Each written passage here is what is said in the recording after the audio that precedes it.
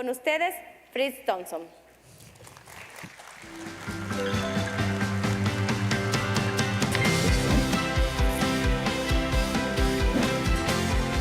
Fritz Thompson. Ingeniero. Si tú haces tu parte, las estrellas se alinean,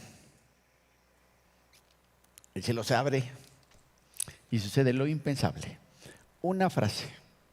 Solo necesito una frase para resumirles un pedacito de mi vida que hoy tengo el honor, el agrado, el privilegio de compartirles. Me presento. Mi nombre es Fritz. Mi nombre no me ayuda mucho, pero soy mexicano. Nací en el Distrito Federal, padre veracruzano, madre alemana, por eso la rareza de mi nombre. Y les puedo decir que a lo largo de mi vida, todo lo que yo quería se me daba. Eso se lo debo mucho a mi mamá, que trató de transmitirnos esas características de la cultura alemana: orden, disciplina, estructura. Y les puedo decir que toda mi vida era planeación. Yo en épocas de secundaria sabía cuántos hijos iba a tener, qué iba a estudiar, dónde iba a estudiar, dónde iba a trabajar. Y esta historia es la historia perfecta, porque todo, absolutamente todo lo que yo quiero se me hace realidad. Y cuando todo lo que quieres lo consigues, pues es la historia perfecta. Pero en la vida uno puede planear al detalle que quieran. La pregunta es: ¿qué tanto podemos controlar? Y esta historia, que empieza de manera perfecta, tiene su día de quiebre. El día que nunca nada volvió a ser lo mismo para mí. El día que la historia perfecta se derrumba. Ese día fue un 24 de abril. ¿Qué pasó ese día tan importante, tan trascendental para mí? Pues bueno, les platico que yo salgo a trabajar de la Ciudad de México rumbo a la ciudad de Puebla, a hacer unos pendientes por allá, atiendo lo que tenía que hacer y en el camino de regreso me sucede lo que ustedes ven en pantalla. Me cayó encima una camioneta. Les explico el choque porque es hollywoodesco. Yo voy dirección Ciudad de México, yo ya vengo acá después de terminar lo que estaba haciendo. La camioneta va en sentido contrario, va en dirección Puebla. Fue una tarde lluviosa, un conductor irresponsable, exceso de velocidad provocaron que la camioneta perdiera control, pegara contra la barra de contención y la barra de contención, en lugar de contenerla, que se supone que para eso las ponen, le sirve de rampa, la impulsa. La camioneta invade carriles contrarios y en una sincronía absolutamente perfecta de espacio y tiempo, me cae exactamente en el retrovisor del coche donde yo viajaba, como pueden ver en la foto. El techo colapsa y el techo, al colapsar, lo que hace es aplastarme la cabeza. Me la sume hacia adentro de los hombros con tal fuerza, con tal violencia, que las vértebras cervicales, las vértebras del cuello, se comprimen entre sí y se fracturan entre sí. Y me provoca lo que en términos médicos se llama una lesión medular. ¿Qué es una lesión medular? Aquí tienen ustedes 3 vértebras y ese cordoncito que tenemos dentro de la columna se llama médula, que tiene la función de transmitir información neurológica, información generada por el cerebro. ¿Qué información? La motricidad, la sensibilidad y los reflejos. El cerebro dice: alza la mano, la orden pasa a través de nuestra columna, a través de la médula y la mano se alza, ¿de acuerdo? Así de simple. Ahora, el sistema nervioso central, que está hecho por el cerebro y la médula, es totalmente distinto a la gran mayoría de las células del cuerpo. Por ejemplo, el pelo, las uñas, la piel, ustedes los pueden dañar, los pueden cortar. A ver, no pasa nada, vuelven a crecer. Sin embargo, el cerebro y la médula no son así. Una vez que uno los lesiona, experimentan 2 consecuencias. La primera es que interrumpen su función. Y si decía yo de que la médula transmite información, literalmente cuando uno la lesiona, la desconecta, deja de transmitir las órdenes del cerebro. Por lo tanto, el cuerpo experimenta parálisis, falta de sensibilidad y de reflejos del lugar de la lesión para abajo.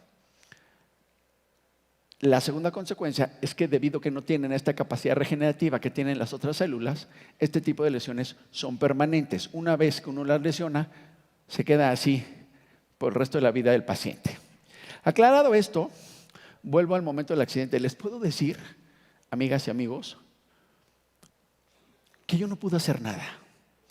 De repente vi la camioneta y no pude volantear, no pude frenar. Sentí el impacto, vi como mis manos cayeron del volante, mis pies cayeron de los pedales y mi coche se fue sin control por una bajada curvosa que es la llegada a la Ciudad de México, llegando desde Puebla. Un segundo impacto lo detiene. Cuando noto que ya no se mueve, lo primero que me viene a la cabeza es: tranquilo, ya pasó lo peor. Toma aire y relájate. Hago un intento por inhalar y ¿qué creen? No me entró aire. Lejos de tranquilizarme, me pongo más nervioso. Segunda idea, pide ayuda. Le doy una instrucción a mi mano izquierda para que tome el celular que había yo dejado en el compartimento lateral de la puerta. Mis manos habían caído palmas para arriba sobre mis muslos y mi mano no obedece mi instrucción. No sé lo que está pasando. Estoy confundido y muy asustado. Tercera idea, sal del vehículo. Yo no podía ver dónde estaba, pero conozco bien esa autopista y yo tenía la impresión que estaba a mediados de la autopista y como es una zona curvosa, yo temía que alguien me rematara y a mí me urgía salir. Y entonces le di una instrucción en mi pierna izquierda para que patee la puerta con la intención de abrirla. Mi pierna no me obedeció. Estoy en estos momentos de confusión cuando un buen hombre que venía en un vehículo atrás y vio el accidente abre la puerta y me pregunta: ¿dónde te lastimaste? ¿Qué te duele? Cuando él me pregunta qué me duele, yo me lo cuestiono y me doy cuenta que no me está doliendo nada. Y empiezo a atar cabos. No puedo respirar, el cuerpo no me está obedeciendo, no siento dolor. Sospeché lo que me había sucedido. Pero para salir de dudas se me ocurrió pedirle a ese hombre un favor. Le dije: muéveme la pierna. Con eso yo sabía que todo iba a quedar claro. Pero tuve tanto miedo de enfrentar lo que yo sabía que venía, que cerré los ojos. Y cuando tenía los ojos cerrados, ese hombre me dijo: ¿ya? Y yo le dije: ya. Pero no entendimos que él me decía ya para dejar de mover la pierna y yo le decía ya para que empezara. Pasan unos segundos, abro los ojos y veo la mano de ese señor meciendo mi rodilla de un lado al otro. Yo ya no sentí ni la mano del Señor sobre mi rodilla, ni el movimiento que estaba provocando. Y fue en ese segundo, amigas y amigos, que me confirmé que me había quedado cuadripléjico. Por una razón que no puedo entenderles, porque esta parte de mi historia nunca la entenderé. A pesar de que yo me llevo el trancazo en la cabeza, yo no pierdo conciencia, ¿no? Como pueden deducir de lo que estoy platicando. Y entonces, yo mismo organizo mi rescate, ¿no? Le digo a ese señor: por favor, toma mi celular, haz 4 llamadas a personas claves que yo necesitaba informar lo que está pasando. Y yo voy en la autopista perfectamente informado y perfectamente consciente de todo. Sé que tengo una lesión medular. Inclusive ya a estas alturas de la historia conozco en dónde está mi lesión. Cervical 6, cervical 7, aquí. Sé que estoy cuadripléjico, entiéndase paralítico.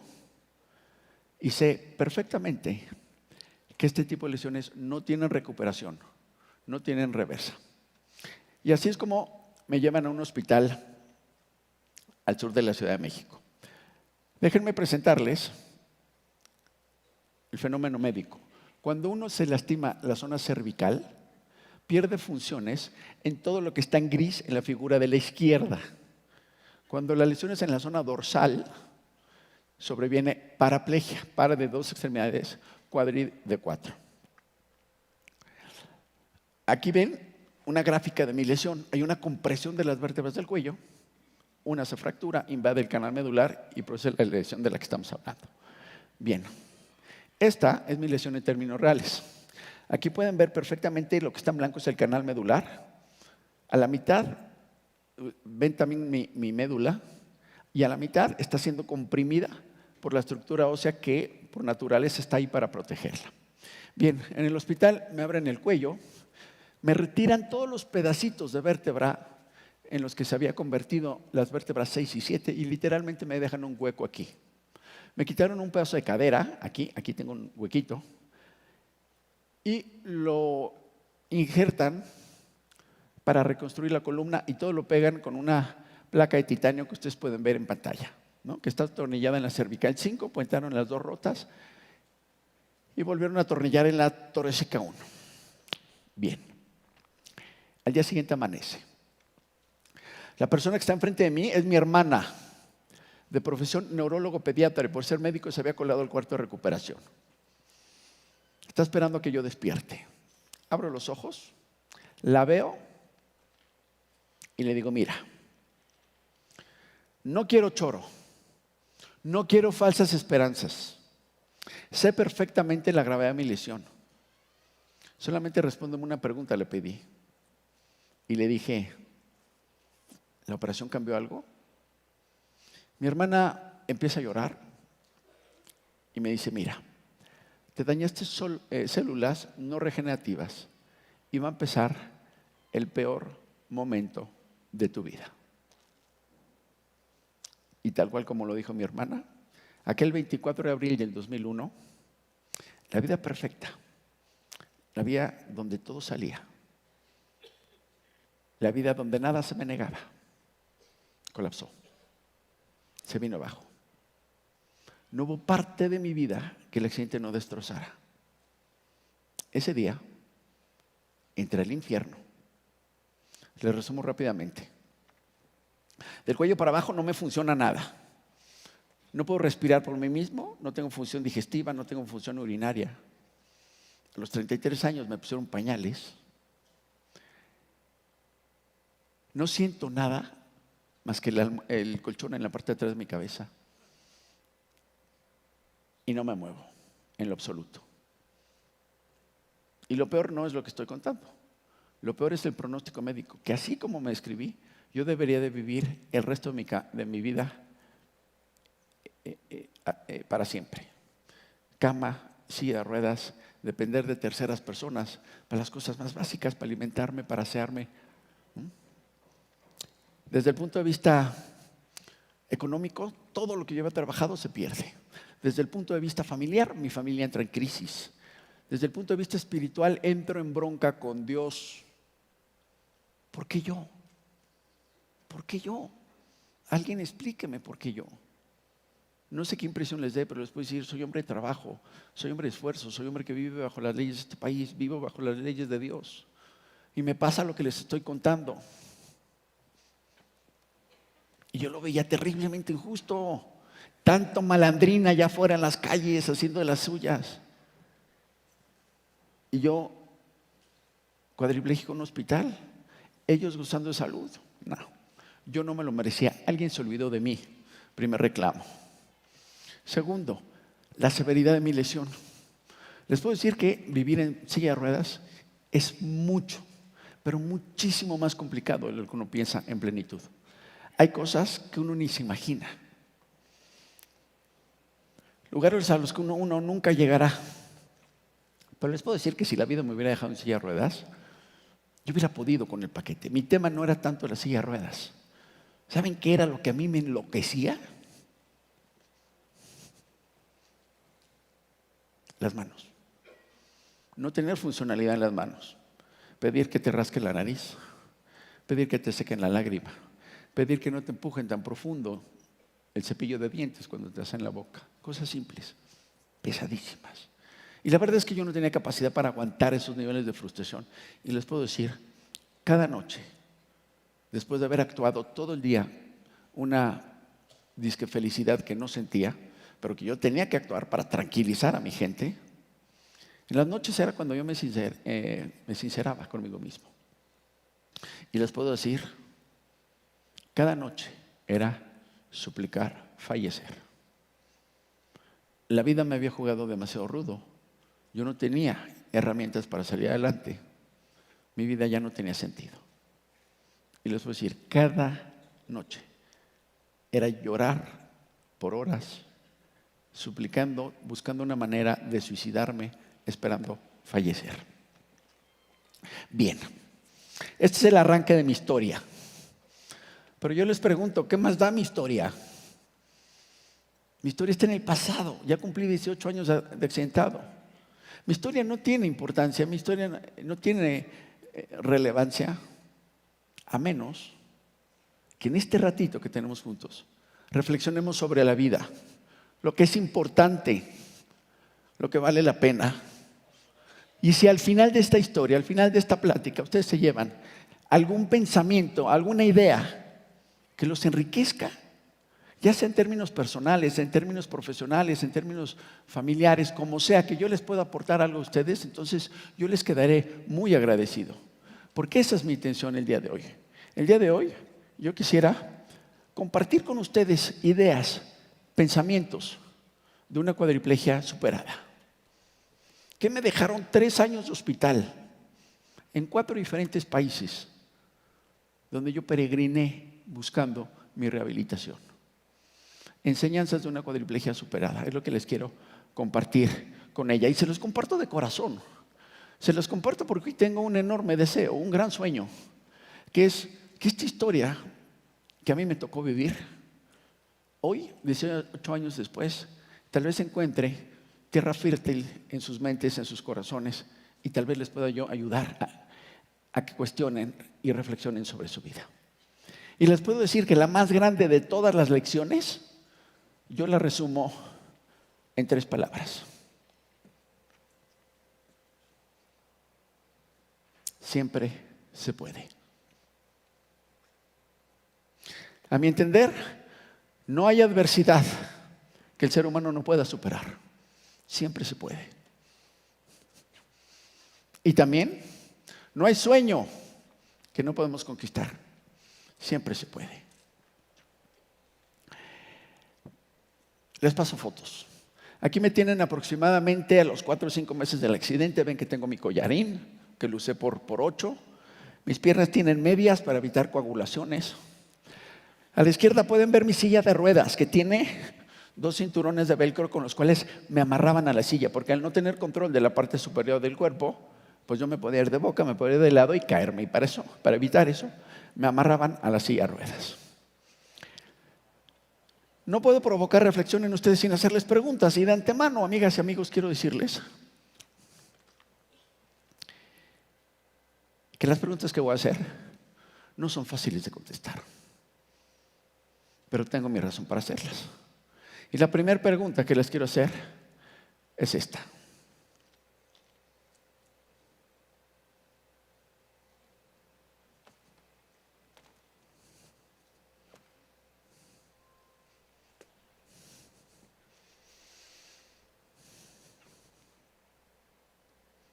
¿Estás lista? ¿Estás listo para vivir la adversidad en tu vida? Si me permito hacer la pregunta, es porque yo no lo estaba. La vida me sorprendió. Nunca pensé vivir lo que les estoy diciendo. Primera razón. Y la segunda, es porque la adversidad en la vida, amigas y amigos, es universal. A todo el mundo nos toca. Diferentes adversidades, diferentes momentos, diferentes intensidades. Sí, por supuesto. Pero la adversidad es parte de la vida. Hay cosas que no podemos explicar sin el antagónico. Vida, muerte, felicidad, tristeza, luz, sombra. Van de la mano las dos. Y creo y espero que estén de acuerdo conmigo en que esta vida es bella, es hermosa con ganas.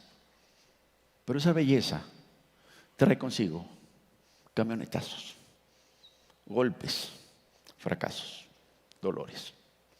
Que quede claro, no es que te lo merezcas, no es que te lo buscaste.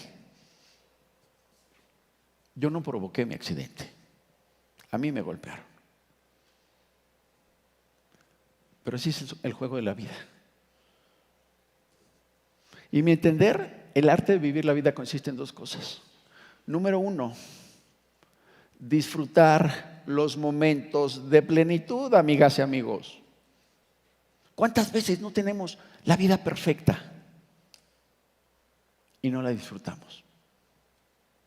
Yo tuve 33 años, la vida perfecta, y me tuve que quedar cuadripléjico para entender que lo tenía todo. Sentadito en la silla de ruedas, yo decía, carajo, es que lo tuve todo. Y no lo supe, no me daba cuenta. Si ustedes me hubieran preguntado cómo era mi vida antes del accidente, yo hubiera dicho, pues normal. Claro que no era normal, era perfecta. Pero tantos años me salieron las cosas que yo confundía perfección con normalidad. Y la segunda parte del arte de vivir la vida es manejar la adversidad. Esa palabrita que tanto me gusta, capotear las broncas. Tener la habilidad para saber manejar la adversidad de tal manera que pase en nuestras vidas. Nos dolerá, pero no nos lastimará, que es distinto.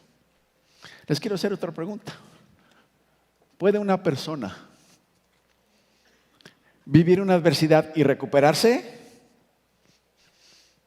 Podemos vivir de manera intensa, por la razón que ustedes gusten, y luego regresar a la plenitud, al gozo, a la alegría, como si nunca pasó nada. Estoy seguro que muchos de ustedes dirán que sí, otros dirán que no. Pues bueno, a este fenómeno se le llama resiliencia, que se describe como la capacidad del ser humano para regresar a la plenitud partiendo de la adversidad. Este concepto tiene su origen en los materiales. Esto va a aclarar todo. Yo les pregunto, ¿alguien de ustedes puede regresar un cristal estrellado a su estado original?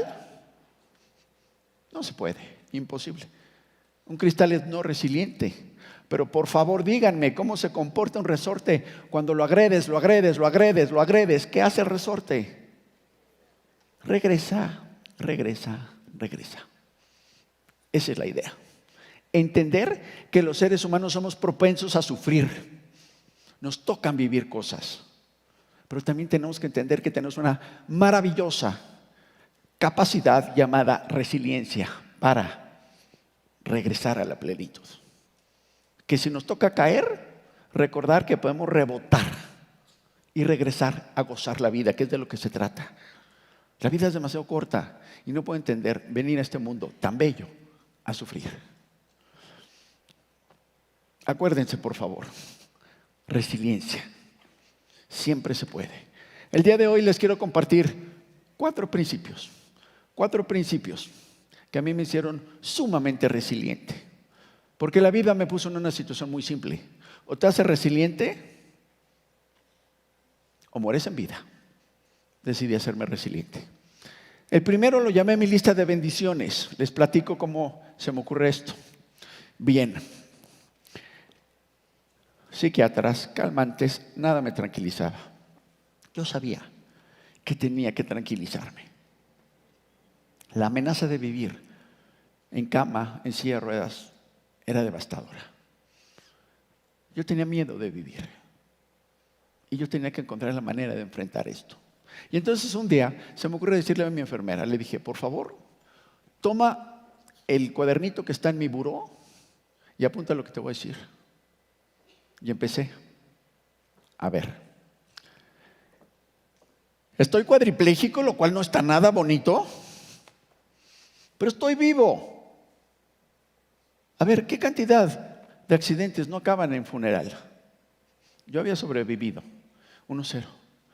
Cuadripléjico, pero puedo ver. Les recuerdo que hay cantidad de gente en el planeta que no ve, que nunca ha visto el sol, nunca ha visto un atardecer, nunca le ha visto el rostro a su hijo, nunca ha visto un partido de fútbol, nunca ha visto una película. Yo sí podía. 2-0. Cuadripléjico, pero puedo ir. Cantidad de gente nunca ha oído un te amo, nunca oyó el llanto de su hijo. Nunca ha oído una canción, nunca ha oído un concierto. Yo podía. 3-0. Cuadripléjico, pero tengo gente afuera de mi habitación haciendo cola para pasar a verme. Mi mamá, en paz descanse, era quien administraba la visita. Ella decía, ¿quién entra? ¿Cuánto tiempo? Y los corría. 3 años de hospital. Conocí 3 historias de personas que fueron abandonadas en las clínicas por sus propios familiares. Llegaban con el cuadripléjico, lo entregaban en recepción, datos de contacto falso y se pelaban. Alguien dígale al Señor que sus hijos lo abandonaron. Alguien dígale a la señora que su marido ya no contesta el teléfono. Yo tenía gente esperando afuera de mi habitación. 4-0. Y entonces entendí un principio que todo el mundo hemos oído hablar, pero muy poco realmente practicamos, que es el principio del vaso medio lleno o medio vacío. A ver, la parte del vaso que ustedes quieran ver es una realidad. Está medio lleno, pero también está medio vacío. Y exactamente lo mismo sucede en la vida. Si uno quiere entercarse y ver todo lo que no está bien en nuestra vida, pues está bien, están en su derecho. Bienvenida a la amargura, chamba para el psicólogo. Pero si uno hace su lista de bendiciones, amigas y amigos, uno puede aprender a ser feliz sentado en una silla de ruedas. Yo lo aprendí. Sí se puede.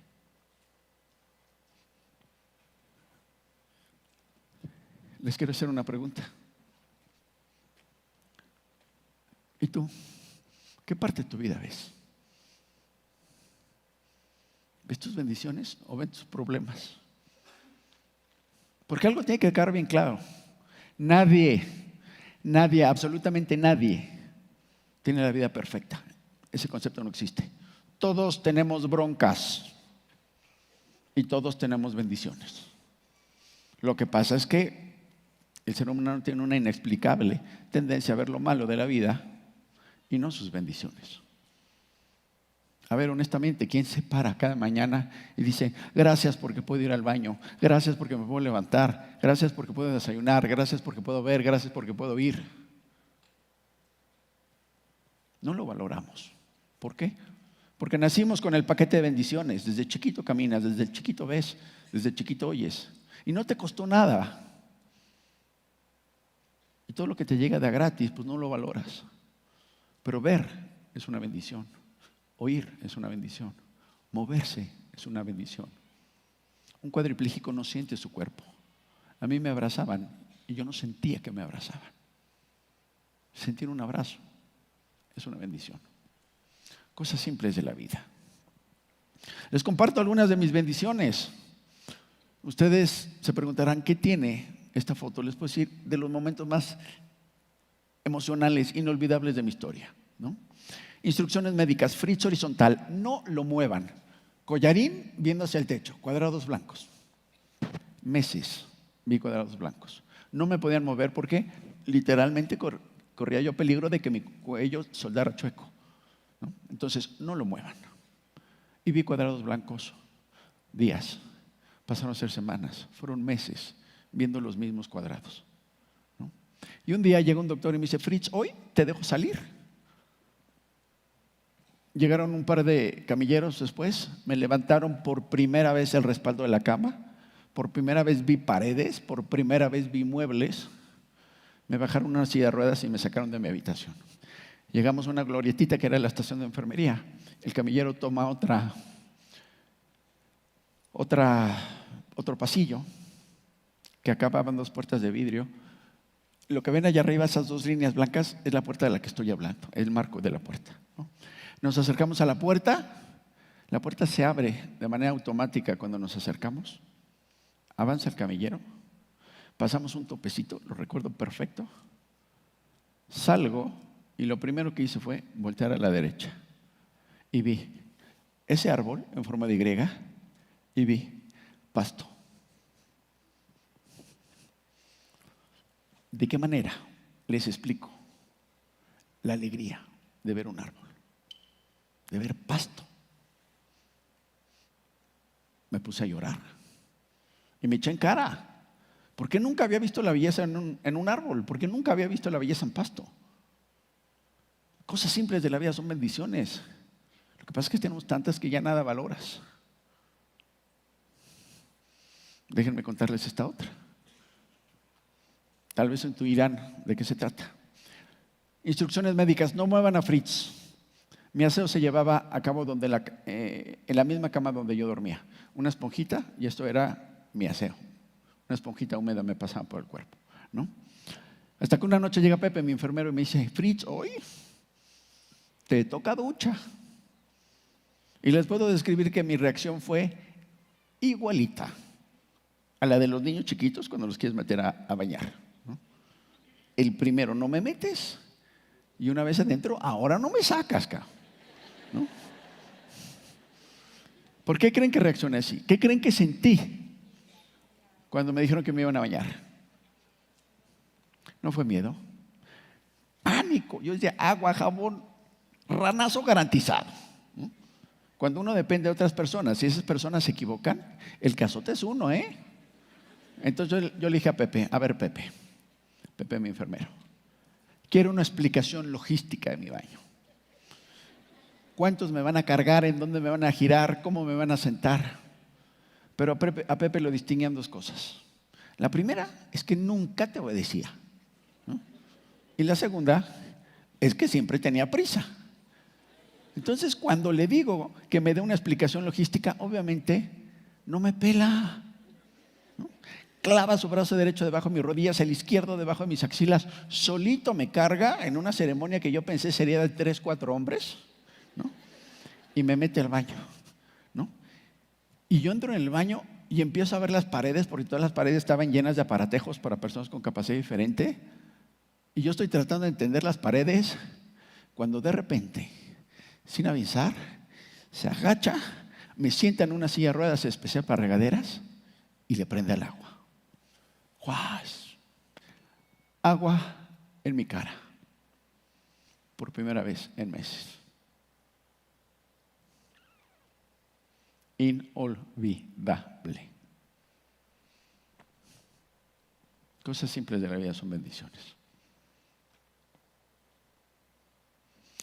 Se me antoja contar otra, rápido porque es larga, pero explica perfecto lo que quiero decir. A mi edad tengo una extraña adicción a cereales: Choco Crispies, Con Pops, Zucaritas del Tigre Toño. Me hacen el día. Y de los 3 años que estuve hospitalizado, 2 fueron en Cuba, donde obviamente no existen estos cereales. Entonces la vida me obligó a convertirme en un traficante de cereales. Yo llevaba cajas y maletas y cajas de cereales a Cuba. ¿Pero qué creen? La bronca no estaba en los cereales. ¿Saben en dónde estaba? En la leche. En Cuba no existe la leche líquida, ¿no? Así como lo llenan, no existe. No existe. Tienen un polvito amarillo que importan, al cual le echan uno agua y se supone que se convierte en leche, ¿no? Y entonces es caro porque es importado y lo reserva el gobierno para los niños menores de 7 años.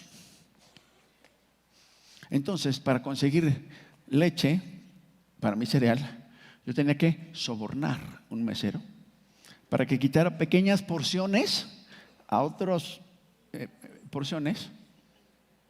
Lo metía en una bolsita de plástico, lo escondía en su uniforme y me iba a visitar cada mañana. Tocaba, abría la puerta, lo hacía yo pasar, cerraba, me daba la mercancía y se iba. Yo agarraba mi bolsita de leche, iba a la regadera, le echaba agua, la meneaba, la puerta ya tenía seguro, la vertía en mi cereal y, encerrado como si fuese delito, echaba yo mi cerealito. Bueno, pasaron los años, regresé a México, voy en el carrito eléctrico en el súper y en una de tantas, pues me meto en un pasillo X y veo lo que tengo enfrente y me quedé petrificado. Todo así como que mi recuerdo de Cuba. ¿Saben lo que tenía enfrente? No era leche, era un pasillo entero de leche. Marca A, B, C, la que ustedes quieran. Con vitamina A la Z. Light, deslactosada, entera. las nuevas, de coco, de almendra, de soya, de sabores, chocolate, fresa, vainilla. Los empaques, 1,5 litros, 1 litro, 300 mililitros. Para que el chamaco se lo lleve con gusto, le pusieron el estampado del Superman y del Aquaman y de todos los manes. Y yo dije, ¿alguien en este bendito país valora que tenemos pasillos de leche? No, nadie. ¿Por qué? Porque nunca hemos carecido de eso. Y al no carecer de eso no lo valoras. Porque a las 4 de la mañana crudo con 16 pesos bajas al Oxxo y solucionas el problema. Y entonces no valoras nada. Pero el hecho que no lo valores no quiere decir que no sean bendiciones.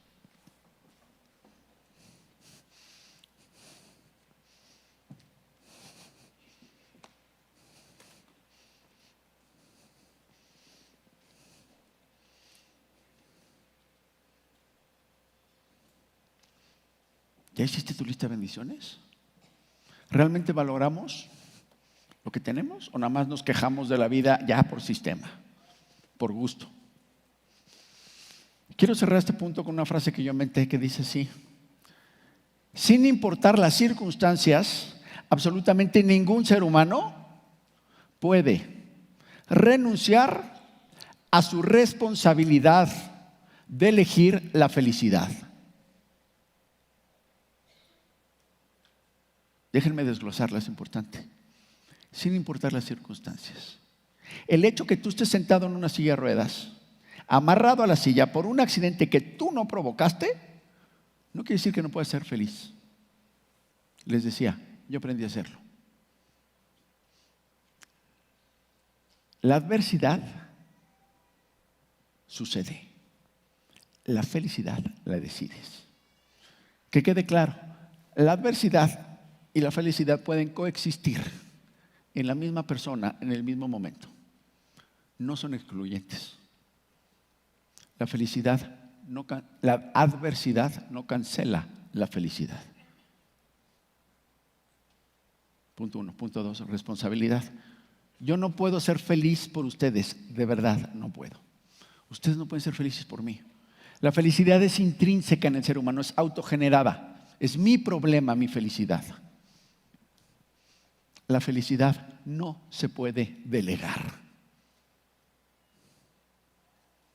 Y por último, escoger la felicidad. ¿Cuántas veces nos decimos, es que me hiciste enojar? Nadie hace enojar a nadie. Todos nos enojamos libremente. No te puedo perdonar, no es cierto. Yo elijo odiar sobre el perdón. Y así como el perdonar se elige, la felicidad se elige. La felicidad no te la encuentras, no te sucede. La adversidad sí sucede. Las camionetas vuelan. La gente enferma, los seres humanos enfermamos. Sucede. La felicidad no te sucede. La felicidad la decides, viendo la parte del vaso que te conviene. Aquí les dejo mi primer petición. Hagan su lista de bendiciones y háganse responsables de su felicidad. Desde que yo entendí este principio, les puedo decir, yo tengo un dicho que dice, yo soy feliz por decreto. Nadie me lo quita, ni las circunstancias ni las personas. Estuve 3 años hospitalizado, varias clínicas. En la segunda tenía yo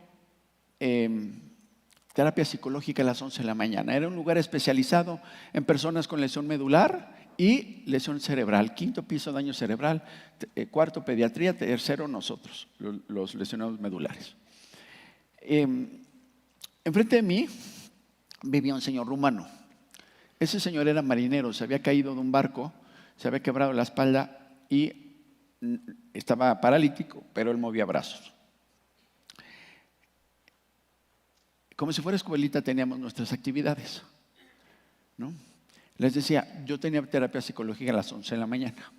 Y una mañana entra mi psicólogo y me dice, Fritz, ¿cómo ves el ambiente aquí en el piso? ¿No? Preguntitas que yo me tenía que aguantar de mi psicólogo. Pero yo le contesté de manera muy honesta. Le dije, mira, al tipo de enfrente, al rumano, yo no lo aguanto, lo detesto. El tipo se la vivía blasfemando, el tipo se la vivía agrediendo a los camilleros, a las enfermeras. Emanaba energía negativa. Lo comparé con una señorita de Venezuela que está 2 habitaciones a mi izquierda. La persona más dañada que vi en 3 años de hospital. La mujer conexionaba lesiones, cara desfigurada, bueno, una tragedia, ¿no? Y entonces, esa mujer era la que te daba los buenos días, se sabía tu nombre, te felicitaba por tu esfuerzo y ponía un gramito de alegría en ese lugar tan triste. Y entonces yo le reclamo al psicólogo, le dije, ¿por qué la persona que físicamente está mejor pone la mala vibra? ¿Y por qué la mujer más deteriorada es la que pone aquí el gramito de alegría? Y les puedo decir que la frase que me contestó el psicólogo cambió mi vida para siempre. Me dijo, Fritz, es el sentido que cada quien le da al dolor. Cuando yo lo oí, intuí la importancia. Le dije, ¿de qué estás hablando? Platícame. Me empieza a hablar de una persona de la que tal vez ustedes hayan oído hablar, del señor Viktor Frankl. El señor Frankl, después de Freud, es la persona más famosa en la historia de la humanidad en el campo del psicoanálisis. Una persona que a los 33 años es metida en campos de concentración. 4 años, 4 campos. Y el señor hace una observación. Él se da cuenta que el orden en el que fallecía la gente dentro del campo de concentración no tenía sentido. ¿Qué quiero decir? Él notaba que había gente, digamos que en buen estado físico, que fallecía. Y había gente muy débil, muy deteriorada, aferrada a la vida. Y entonces saca una conclusión. El cuerpo, o sea, el estado físico, no es factor para sobrevivir un campo de concentración. Cosa absolutamente lógica, ¿no? El fuerte aguanta y el débil se va. Pues no funcionaba así la cosa. Entonces, si el cuerpo no es el secreto para sobrevivir, ¿qué otro factor puede hacer que la gente sobreviviera a un campo de concentración? La mente, la manera de pensar. Él como psicoanalista se intriga, empieza a platicar con la gente y entiende el mecanismo de pensamiento que hacía que la gente sobreviviera el campo de concentración. Lo voy a poner tal cual él lo dijo. El umbral de dolor de un ser humano, o sea, nuestra capacidad para aguantar el dolor, para sufrir, no tiene límites. Oigan eso, por favor. Aguantamos todo. Siempre y cuando tengas una razón, un porqué. ¿De qué se da cuenta? Él decía que todos los que sobrevivían pensaban de la misma manera. Decían, cuando yo salga de aquí, regresaré a casa de mi mamá y cenaré sopa de cebolla.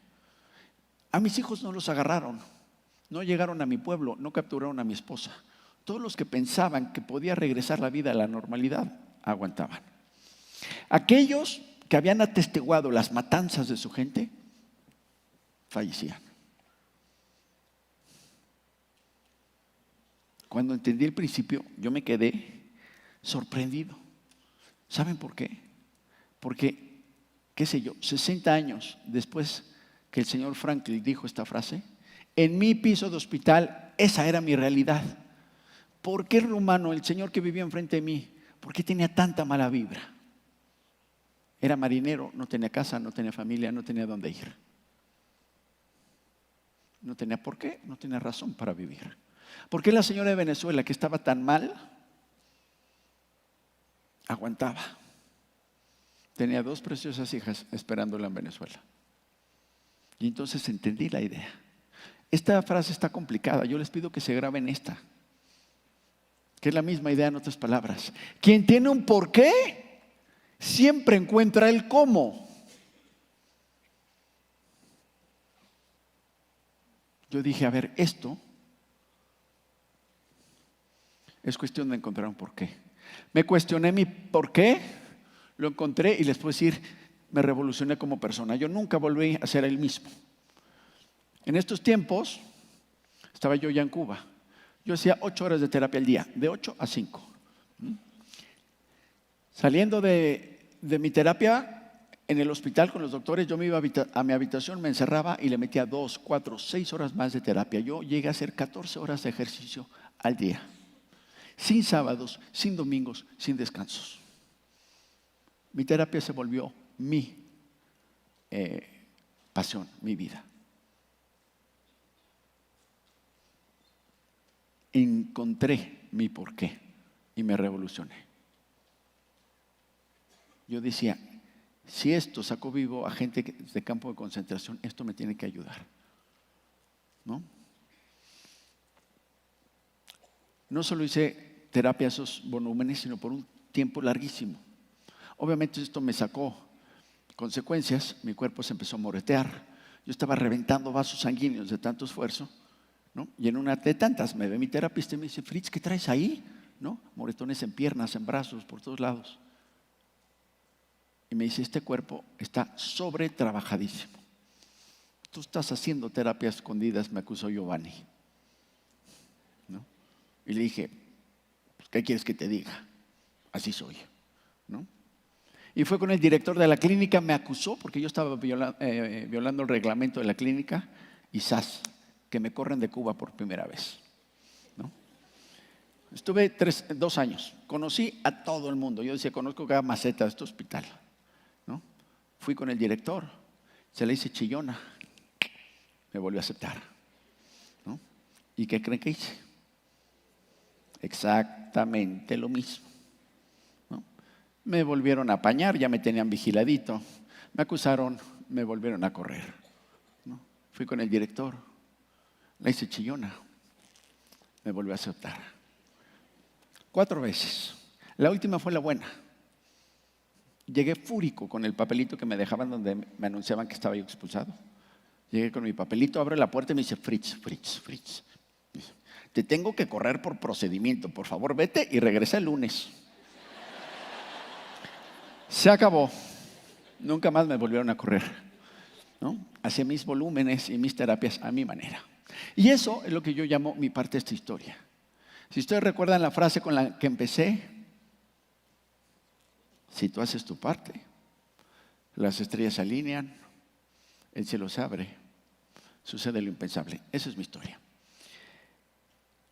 Hoy me queda claro que si yo no hubiera tenido un porqué, no hubiera podido con esos niveles de demanda física.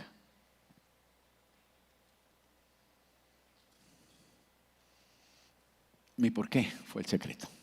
Para que no les quede la duda, mi porqué fue mi gente. Esa gente maravillosa que estaba fuera de mi habitación haciendo cola esperando verme.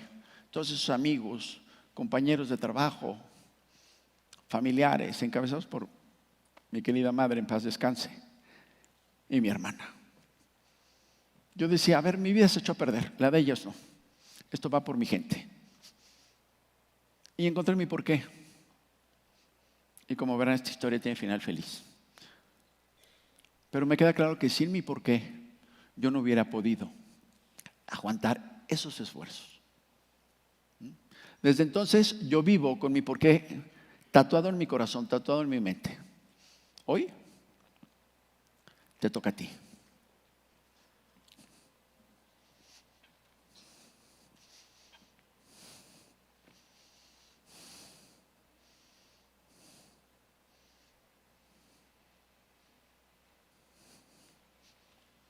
¿Qué le da sentido a tu vida? ¿Para qué estás en este planeta? ¿Cómo quieres ser recordado? ¿Qué es aquello de lo que no puedes carecer para vivir? La pregunta más importante. ¿Cuál es tu propósito trascendental de vida? Todas las preguntas tienen la misma respuesta, se llama su porqué. Y yo les suplico de la manera más atenta que hoy, saliendo de aquí, en calma, en casa, cuestionen su porqué. ¿Por qué digo que se lo suplico? Porque para mí esto es lo más importante. Esta idea a mí me sacó del infierno. Quien tiene un porqué siempre encuentra el cómo. No importa, amigas y amigos, los problemas que ustedes lleguen a enfrentar en la vida. No importa lo difícil que sean. Si ustedes tienen un porqué, encontrarán el cómo. Encontrarán la manera de salir adelante. Les puedo decir que ser cuadripléjico era un tema muy, muy aburrido. No puedes leer un libro porque no puedes cambiarle la hoja. No puedes ver la tele porque no puedes operar el control. Y ver la tele sin control no es verla. ¿Están de acuerdo? Entonces yo me aburría una locura. Y se me ocurrió un día decirle a mi camillero, después de cenar, me bañaban, me iban a subir a mi cama, le dije, no me subas, llévame a visitar a fulanito. Y entonces yo iba a visitar a mis colegas cuadriplégicos, a platicar, ¿no? Y platicábamos duro y dale, horas y horas. Finalmente a las 11 me mandaban de regreso a mi habitación, por reglamento a las 11 nos tenemos que dormir. Y esas visitas que yo hacía se hicieron como que famosas. Y después un compañero me decía, oye, vamos a visitar al fulanito. Entonces ya éramos 2 visitando a uno. Luego éramos 3 visitando a otro. Luego éramos tantos que ya nos sacaban al pasillo, ¿no? Y yo decía, ya organicé la Junta General de Cuadripléjicos, ¿no? Y platicábamos, y platicábamos, y platicábamos. Y les puedo decir, las pláticas eran las más intensas que se puedan imaginar. Lagrimazo garantizado. Todo el mundo nos sincerábamos, nos sabíamos, ¿no? Y las pláticas eran espectaculares, ¿no? Cuando acababa a las 11 nos regresaban a las camas. Yo le decía a mi camillero, oye, apúntame lo que dijo la señora, el comentario de fulanito. Y sin querer, en un libro se fue haciendo como una especie de diario de todo lo que platicábamos. Yo les pregunto, ¿de qué creen que platicábamos los cuadriplégicos? No platicábamos ni del tráfico, ni del clima, ni de la cervecita, ni del fútbol, ni de política. Ninguno de los temas clásicos. Platicábamos de valores y virtudes, hablábamos de fe, hablábamos de esperanza, hablábamos de perseverancia, hablábamos de perdonar a quien nos había a quien nos había dejado cuadriplégicos. Y entonces yo entendí el mensaje que la vida me estaba mandando. Con valores y virtudes se sale adelante, amigas y amigos míos. Les paso el concepto que les quiero dar. Los valores y las virtudes son las herramientas indispensables para salir adelante de la adversidad. Se pone complicada la vida, se pone difícil y yo les pido, métanle fe y métanle voluntad y métanle actitud. Y van a ver que tarde o temprano sometes el problema, lo controlas, lo tacleas, lo superas, lo pasas para atrás y sigues viviendo. Déjenme compartirles algunos valores. Fe, esperanza. A ver, no importa que estés sentado en una silla de ruedas, no importa que estés amarrado a la silla de ruedas, no importa que el experto dijo que tiene 73,000 casos estudiados y la respuesta es no. Tienes que creer que eres el primero del sí. Tienes que tener fe. Tienes que creer que lo que quieres va a suceder. Tienes que vivir con la convicción de que se harán realidad las cosas. Y lo mismo esperanza. Si tienen un problema, por el amor de Dios, éntrenle con fe, éntrenle con esperanza, por muy complicado que esté. Y no traten de entenderlo, no traten de racionalizarlo. Es que el doctor tiene 25 años haciendo esto y dice que no. Pues no me importa lo que diga el doctor. Si mi corazón dice que sí, hay más posibilidades. A que si digo yo que no. Fe y esperanza siempre necesarias. Aceptación. Qué difícil es cuando vas por la vida feliz y de repente te dan la noticia. No te vas a volver a mover. Estás cuadripléjico. Mi reacción fue, no es cierto, están locos. Claro que no estaban locos. Qué difícil fue aceptar para mí. Qué difícil es aceptar cuando te dicen que falleció fulanito que tanto querías. Pero hoy entiendo la importancia de aceptar. Les paso una definición de aceptación. No cuestiones las decisiones de Dios. Dales entrada en tu corazón y construye sobre ellas. Eso es aceptar. Yo lo hice todo mal. Yo cuestioné a Dios. ¿Por qué yo? No acepté. Error. Yo les pido, acepten las pruebas que la vida nos pone. Voluntad, la capacidad para mantener el esfuerzo. A ver, el hecho que estés cansado, el hecho que ya no puedas más, el hecho que ya hayas dado lo mejor de ti, no quiere decir que no puedas, más bien que puedas detener el esfuerzo. Toma aire, descansa y otra vez. La permanencia del esfuerzo, eso es voluntad. Determinación, la capacidad del ser humano para mantener el deseo. El hecho que la tormenta arrecie, no te permite cambiar de rumbo. Vas por lo que te propusiste. Les pido que vean la siguiente secuencia de fotografías. Déjenme explicarles lo que van a ver. Por meses estuve acostado y luego me enseñaron a sentarme. Cuando lo logré venía el siguiente paso, ponerme vertical. Pues un día llega mi camillero, me recoge en mi silla de ruedas de mi habitación, me lleva al gimnasio, en el gimnasio me recibe mi terapista con un calzón que tenía arneses, una cantidad enorme de camilleros, una grúa y un aparatejo espantoso, ¿no? Entre todos me ponen el calzón ese, acercan la grúa, me levantan. Yo por primera vez desde el accidente, ya tenía meses el accidente, regreso a posición vertical. Yo estoy totalmente apanicado, yo no sé si la grúa se va a caer. Me cuelga en el aparatejo ese y les puedo decir, yo estoy muerto de miedo. Yo no sé lo que va a pasar, ¿ok?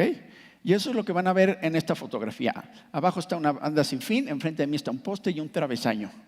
Yo estoy colgado y yo estoy muerto de pánico, no sé lo que va a pasar. Foto 1, foto 2, Fritz con cara de idiota. Foto 3, Fritz en carcajada. Esto, amigas y amigos, se llama actitud. La capacidad del ser humano para responderle a la vida. Se pone difícil la situación, pues bueno, respóndele con lo que la vida te está exigiendo. Si tu situación está triste, todas esas fotos están espantosas. Lo único chistoso es mi actitud. Si la vida te da miedo, respóndele con valor. Si la vida te demanda esfuerzo, respóndele con esfuerzo. Es la respuesta a la vida, es la actitud. Y yo les pido, amigas y amigos, que escojan la actitud ante la vida. Porque quien tiene actitud puede con todo. Quien tiene actitud, tarde o temprano sobrepasa al talento. Quien tiene actitud, tarde o temprano sobrepasa al de la experiencia. Quien tiene actitud puede con todo. A quien le falta actitud, no puede en la vida. Valores y virtudes, actitud.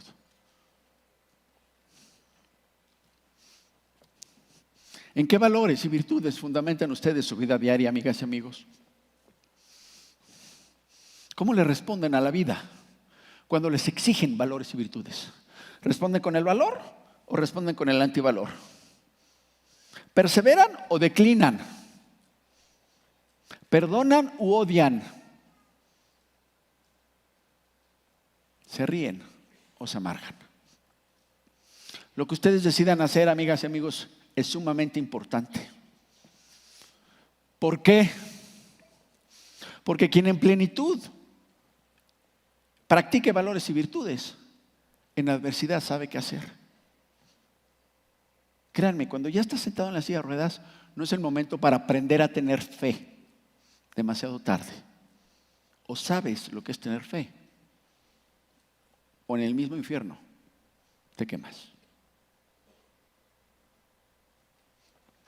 Bien, ¿qué pasó después con mi historia? 3 años de hospital en los que aprendí poco a poco a hacer las cosas más básicas. Aprendí a sentarme. Meses aprendiendo a guardar equilibrio sentado. Aprendí a ir al baño. Aprendí a agarrar un cubierto para alimentarme yo solo. Aprendí a escribir todo otra vez. Aprendí a vestirme.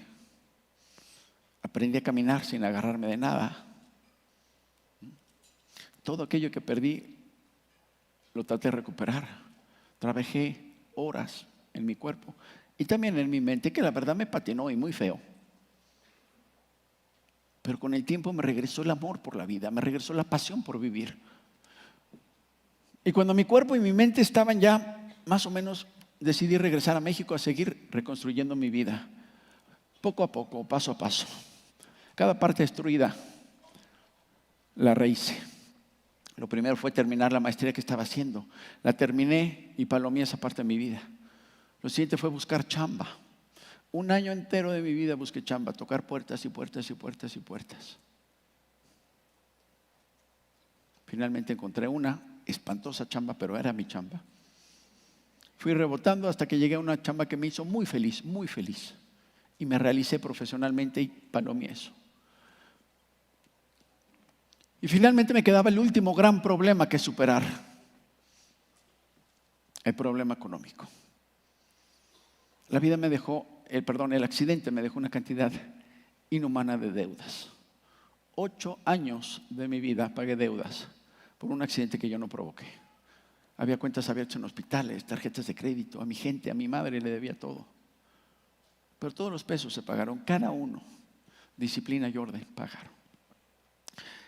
Y cuando finalmente acabé con la bronca económica y ya tenía mi vida reconstruida, esta vida tan bella me dio la posibilidad de cerrar el capítulo que les platiqué el día de hoy.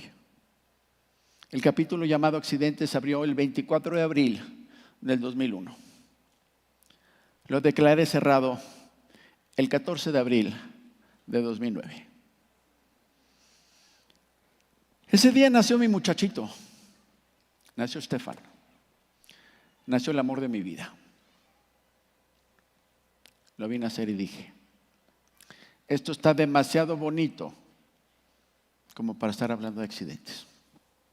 Doy oficialmente por clausurado este capítulo y abro el siguiente, llamado paternidad, que por mucho, pero por mucho, es el capítulo más feliz de mi vida. Inclusive más feliz que mis años perfectos. Pero me resulta muy importante que entiendan por qué es la mejor época de mi vida. No es la mejor época porque hoy tengo el gigantesco privilegio de estar de pie aquí con ustedes. Ni tampoco es la mejor época de mi vida porque tengo este muchachón conmigo. No es por eso. ¿Saben por qué? Porque este bendito accidente me enseñó a ver la belleza en las cosas simples de la vida. Me enseñó a ver la belleza en un árbol. Me enseñó a ver la belleza en pasto. Me enseñó a valorar un chorro de agua en la cara. Me enseñó a tener un porqué. Me enseñó a hacerme responsable de mi felicidad. Me enseñó a vivir en valores y virtudes. Como les dije, soy feliz por decreto. Y eso es lo que hoy me hace tan feliz. Este es mi muchachito cuando tenía 1 año. Este es mi muchachito saliendo del kinder. El otro día eran 8 de la mañana, estaba yo a punto de empezar una plática, me está llamando el maestro de ceremonias. Suena mi celular, lo veo, mi hijo. Que se espere el maestro. Había que atender al joven, ¿no? Le respondo y me dice, papá, estoy enamorado. Pero la bronca no era esa. La bronca era que le había confiado a su mejor amigo que estaba enamorado y el chavo fue y le dijo a la niña. Y me dice, papá, ¿qué hago? Y les puedo decir que fue uno de los momentos más complicados de mi vida. ¿Qué le respondes a un niño cuando te dice algo así? Pero bueno, en mi vida solo hay gratitud. gratitud y gratitud. Gratitud hacia quien ustedes quieran, Dios, hacia la vida. Me logré salir del infierno y por eso estoy aquí. Porque si yo no soy capaz de transmitirle a otros seres humanos, a mis semejantes, lo que yo aprendí con esta experiencia, entonces pasarían dos cosas que yo no estoy dispuesto a que sucedan. La primera es que mi accidente pase en vano. Y les puedo decir, fueron muchos años demasiado difíciles como para que pase a la historia. Mi accidente tiene que servir desde el inicio, yo decía. Y hoy, 18 años y cacho después, sigo con la misma ilusión. Que tal vez algo de lo que yo viví, de lo que les platiqué, permee en sus vidas.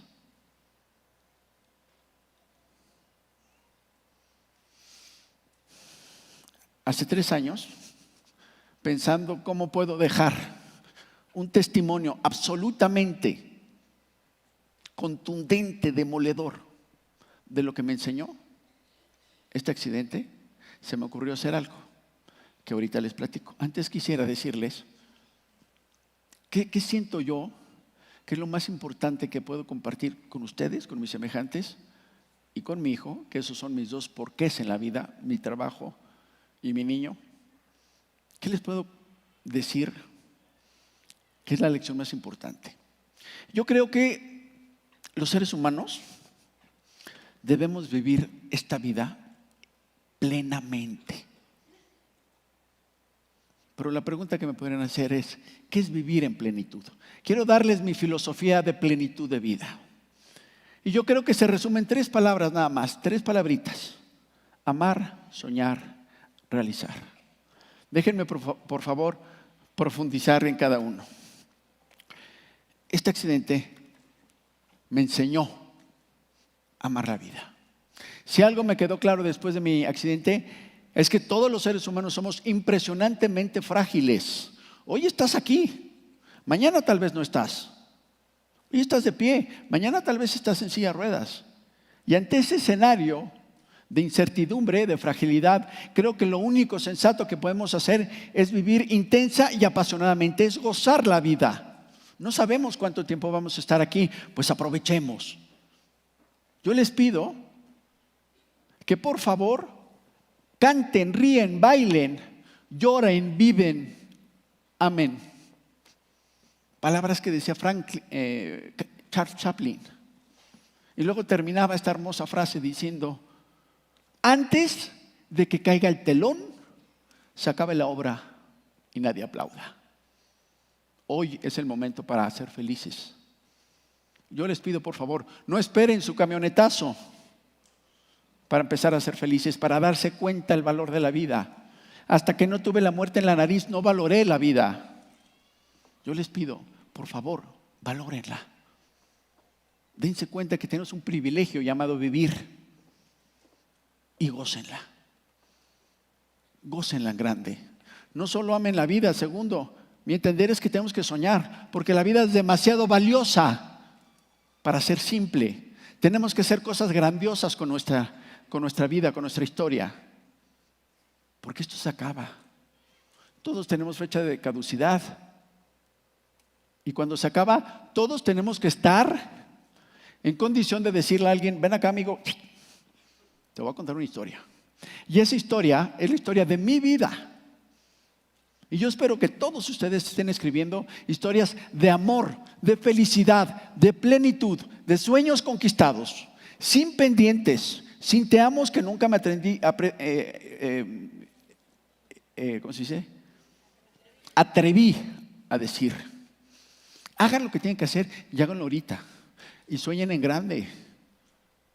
Y yo les pido por favor que no sueñen con lo material. Sueñen en realizarse, en crecer, en ser la versión más compleja de ustedes, en ser cada día mejores. ¿Por qué les digo esto de vivir obsesionado con lo material? Porque yo no sé quién nos ha dicho a los seres humanos, por lo menos así nos comportamos, que el tener y ser feliz tienen algo que ver. No tienen absolutamente nada en común. Hay gente que tiene mucho y no es feliz. Y hay gente que tiene poco y sabe vivir la vida. Pero por ese tener, los seres humanos matamos, los seres humanos secuestramos, los seres humanos robamos. Y no entendemos que esas cosas materiales no tienen importancia. Pregúntenle a un cuadripléjico cuánto paga por unas piernas. Pregúntenle a un ciego cuánto paga por unos ojos. Los milagros los tenemos en el día a día. La vida no tiene que ser compleja para que sea grande. Es nada más saber vivirla. Y les pido, sueñen con su versión más grande, con su versión más evolucionada, con ser el mejor ser humano que ustedes puedan ser. No solo hay que soñar, también hay que hacer realidad los sueños, señoras y señores. Soñar a lo loco no sirve. Y para eso yo tengo 2 recomendaciones que son totalmente simples y las conocen perfectamente. Esfuerzo y fe. Pero tenemos que entender algo. Si queremos que las cosas sucedan, tenemos que empujar en la dirección que queremos que sucedan. Nada sucede así porque sí. No es el juaz, el flashazo y ya sucedió el milagro. No. El milagro los provocamos nosotros, los seres humanos. Dios mío, ayúdame, pero yo me ayudaré. O sea, la cosa empieza conmigo. Hoy me queda claro que si yo no me hubiera esforzado, esta historia no hubiera tenido el fin que tuvo. Solamente me esforcé. Esfuerzo, esfuerzo, esfuerzo, se los pido. Siembren para adelante, siembren a los lados, siembren, esfuércense. Porque la vida no es injusta en esencia. La vida paga, la vida retribuye. Pero si no se esfuerza, no tiene nada que pagar. Y sumado a ese esfuerzo tiene que haber el otro componente, fe, convicción. Vivir seguros que lo que yo quiero se va a hacer realidad. Dar por hecho las cosas. Y si uno tiene esos 2 elementos, mi entender es que los milagros suceden. Les dejo esta frasecita que no me puede gustar más. En la vida no existen premios y no existen castigos. Existen consecuencias. Yo hago lo incorrecto, hago la maldad, la vida me va a castigar. No es castigo, es consecuencia lógica de hacer el mal. Pero si yo hago el bien, me esfuerzo y hago las cosas correctamente, la vida me va a premiar. No me premia. Es una consecuencia lógica de hacer lo correcto. Yo les pido, por favor, hagan lo correcto. Bien, les quiero decir lo que se me ocurrió. Se me ocurrió convertirme en triatleta. Cosa estrictamente imposible. A mí me dijeron que no iba a caminar. Bueno, yo participo en triatlones. Hay que correr nadar 1.5, 40 en bici, 10 corriendo. No puedo hacer nada bien hecho. Yo no puedo nadar bien, las piernas no me responden, la izquierda no baja. Todo lo hago arrastro las piernas y todo lo hago con la parte superior. No puedo andar en bici bien, la pierna izquierda no puede bajar el pedal. La derecha hace doble, pisa y jala, pisa y jala. Y no puedo correr. Lo único que puedo hacer es caderear. Subir la cadera de tal manera que mi punta no pegue y yo pueda avanzar más rápidamente. Y créanme, caderear después de un ratito cansa. Pero más que nada duele. Pero eso no importa, señores y señores. Lo que importa es si ustedes aman la vida, si ustedes soñaron en grande y si ustedes están dispuestos a esforzarse. Porque si la respuesta es sí a esas 3 cosas, créanme, el dolor y el cansancio desaparecen. Antes de despedirme, quisiera compartirles un video. Un video que le hice a Stefan. Un video que le manda el mensaje a mi hijo de la lección más importante que la vida me dio. Que tenemos que amar, tenemos que soñar y tenemos que realizar. Se los comparto de todo corazón. En 1 minuto estoy de regreso.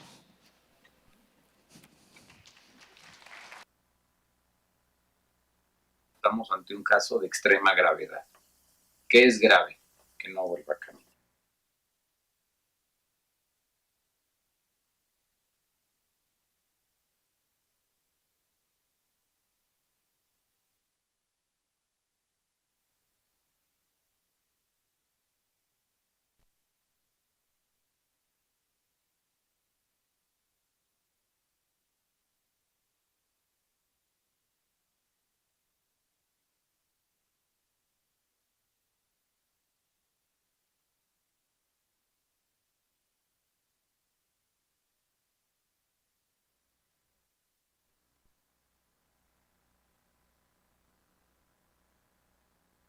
estamos ante un caso de extrema gravedad. ¿Qué es grave? Que no vuelva a caminar. La propuesta que nosotros hicimos en un momento no era decirle te vamos a operar para que camines. El sentido de hacer una operación es fijar la columna para que la cabeza no ande bailando. Entonces lo que se hizo fue alinearlas mediante un procedimiento quirúrgico y ponerle algunos elementos metálicos para que después la columna no quedara suelta. Pues ciertamente la probabilidad de una recuperación al grado que lo logró Fritz, pues son expectativas menores un 5%. La posibilidad de Fritz de caminar era difícil. Yo considero que técnicamente hablando, puristamente hablando desde el punto de vista médico, no tenía muchas posibilidades, más bien tenía pocas posibilidades. Pero la necedad de la gente, o la voluntad, o la terquedad, o el deseo de salir adelante, hace que mentalmente uno siga estableciendo esa comunicación y esa insistencia entre el cerebro y las extremidades.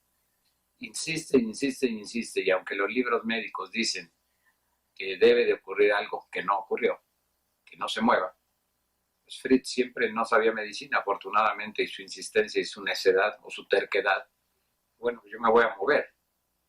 Y bueno, pues el primer problema era poner el switch mental de decir, me voy a mover, a pesar de que sé que puedo no lograrlo. Mi switch dice, hazlo. Y entonces está insistentemente mandando mensajes de hazlo, hazlo. Voy a conectar mi mano viéndola. Aunque no la mueva, estoy tratando de establecer la conexión y la retroalimentación en ida y vuelta. Yo creo que mucho de lo que Fritz logró fue por la necedad que él le caracterizó ante este problema. Cualquier humano que tenga dificultades físicas o mentales pueden aprender del caso de Fritz, porque es un ejemplo evidente, tangible, de coraje a la vida, de sobreponerse a la adversidad y salir fortalecido. Y no necesariamente tiene que ser un problema de tipo médico. Todos podemos aprender de él.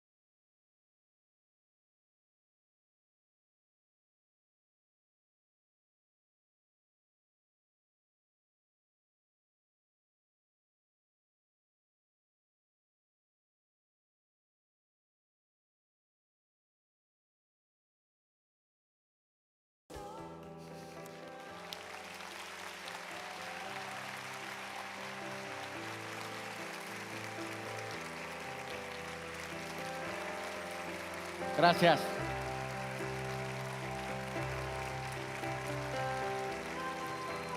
Muchas gracias.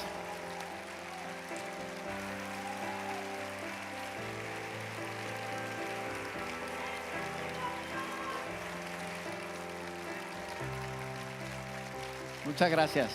De corazón, gracias. Siempre se puede.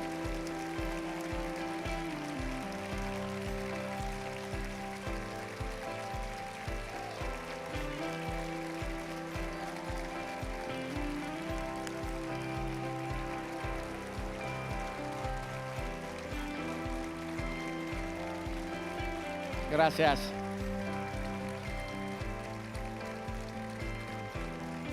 Infinitas gracias, de corazón, muchísimas gracias. Tengo 2 frases más que decirles. Por favor, vivan con la convicción en su corazón de que todo lo que ustedes quieran lo pueden realizar, que no hay imposibles y que ustedes son siempre mucho más grandes y mucho más poderosos y capaces que sus problemas. Quiero despedirme con una frase de Mandela que describe perfectamente lo que les he tratado de decir. Que los seres humanos seamos gobernadores de nuestra vida, capitanes de nuestra alma. Yo mando en mi vida, nunca dejaré que manden las circunstancias. Muchísimas gracias, un abrazo a todos, soy su amigo, gracias. Gracias.